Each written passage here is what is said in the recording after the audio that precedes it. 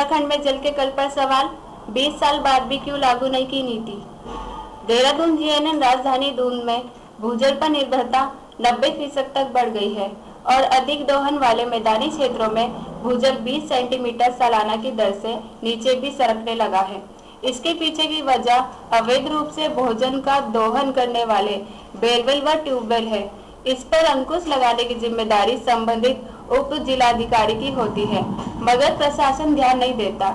दूसरी तरफ केंद्रीय भूजल बोर्ड व उत्तराखंड पर्यावरण संरक्षण एवं प्रदूषण नियंत्रण बोर्ड एक दूसरे के पाले में गेंद फेंकते रहते हैं। सबसे बड़ी चिंता ये भी है कि 20 साल में भी उत्तराखंड अपनी जल नीति लागू नहीं कर सका है। पिछले साल के अंत में जरूर सिंचाई विभाग ने जल नीति तैयार कर कैबिनेट से उसे मंजूरी भी दिला दी, मगर इस पर पेयजल निगम, जल संस्थान जैसे महकमों को अपने स्तर पर कुछ औपचारिकता निभानी है। इसी इंतजार में नीति लागू नहीं हो पा रही है। दूसरी तरफ मौजूदा समय में उत्तराखंड जल नियामक आयोग का संचालन भी उधर से लटका है। ये भी एक बड़ा कारण है कि भूजल का अनियंत्रित दोहन जारी है। उत्तराखंड में कोरोना संक्रमण तेजी से बढ़ रहा है, 60 कंटेनमेंट जोन बने। उत्तराखंड में कोरोना वायरस संक्रमण के मामले तेजी से बढ़ रहे हैं। अब तक प्रदेश में 1414 मामले सामने आ चुके हैं, जिससे सरकार के साथ ही आम जनता की भी परेशानी बढ़ गई है। प्रवासियों के उत्तराखंड आने के बाद से ही मामलों में तेजी के साथ इजाफा हुआ है।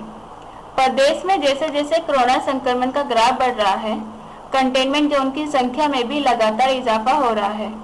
अभी राज्य में 55 कंटेनमेंट जोन है, जिसमें देहरादून में 25, हरिद्वार में 24, पौड़ी में 2, टिहरी में 8 और उधम सिंह नगर में 1 कंटेनमेंट जोन है।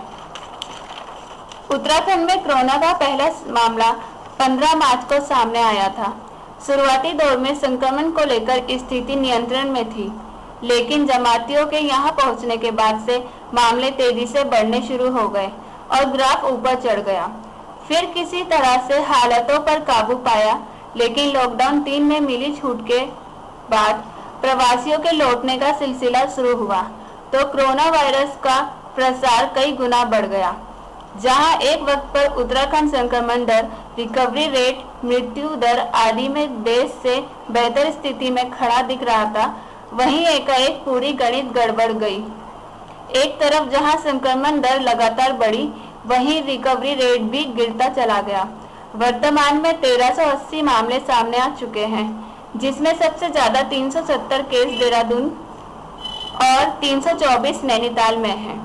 इसके अलावा हर जिले में कोरोना वायरस के मामले सामने आए हैं और कंटेनमेंट जोन की संख्या में भी लगातार इजाफा हुआ है।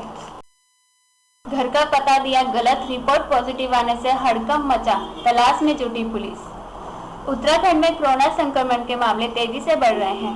रुड़की के गंगा नहर कोतवाली क्षेत्र के सुनहरा रोड निवासी एक और युवक की कोरोना पॉजिटिव रिपोर्ट आई है। उस युवक के घर की जानकारी अभी स्वास्थ्य विभाग और पुलिस को नहीं मिल पाई है।